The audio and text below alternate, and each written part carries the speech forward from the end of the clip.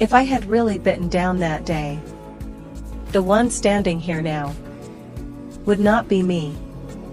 That was a beef bone with no blood or meat, but it was this very bone that decided my path for a lifetime.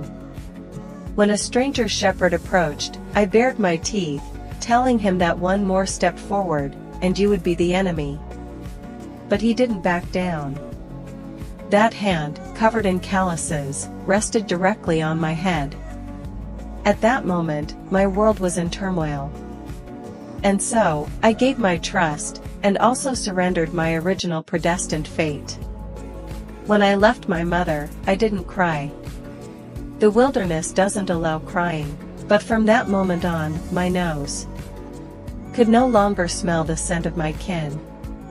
My new home is very large, but it lacks a familiar scent. My young master's embrace is very warm, but I know in my heart that the true test has only just begun. They brought me into the sheepfold. The moment the milky smell entered my nose, I almost lost control. My blood was telling me to pounce. My teeth were yearning to tear open a soft throat. But I could only lower my head and crush all my impulses in my throat. Because I understood the rules here. These are not prey, they are family. This is harder than being beaten. This is an execution of my nature. The black ram didn't believe me.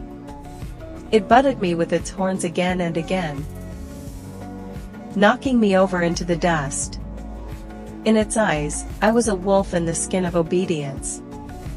It was not wrong. Even I thought so. Until my master smeared warm sheep dung all over me. For the first time, I truly felt like I belonged in the flock.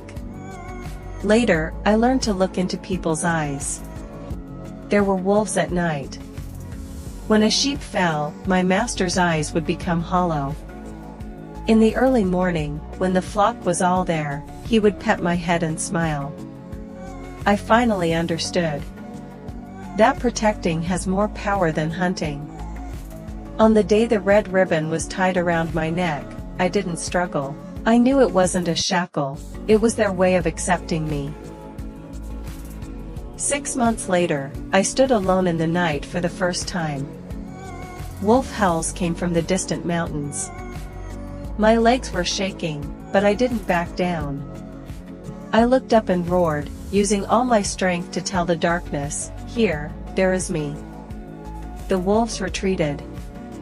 It wasn't because I was fierce, but because I was protecting. Later, there were migrations, running, rivers, and the wind. I herded the sheep that fell behind, and I also protected the black ram that once butted me. When I stood on the opposite bank of the river, watching the flock approach without a single one missing, I finally knew that I was no longer an offspring of wolves. I have killed many wolves. My name has become a taboo. I could have returned to my wild nature at any time, returning to freedom. But I didn't. Because what I protect has never been prey. What I protect is the choice not to bite down in the cold wind that day, made by a young pup. It's that meatless beef bone. It's that hand that once rested on my head.